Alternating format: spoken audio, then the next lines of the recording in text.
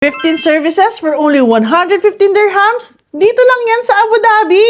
Hair wash, blow dry, paint cut, hot oil, iron straight, foot spa, foot massage, pedicure, manicure, change polish, gel polish, eyebrow threading, upper lip threading. So guys, ito yung loob ng salon. Sobrang lawak. So may 5 silang upuan dito. Dito lang yan guys. Tapos pasok tayo sa loob. Guys, yun yung sa labas. Ito naman yung sa loob. So may waiting area dito. Meron dun para sa nails. Papasokin natin mamaya. Meron din sila dito para sa facial. At meron din sila para sa masahe. Dito tayo sa nail room nila.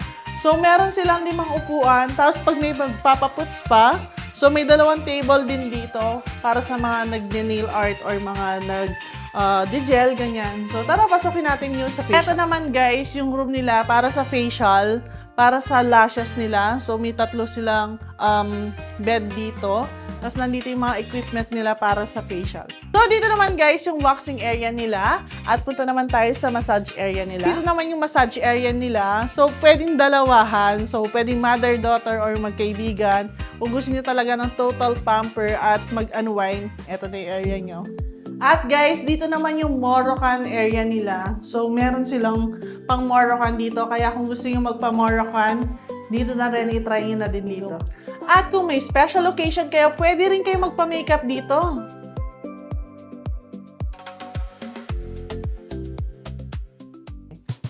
Ito yung bayad ko. See you.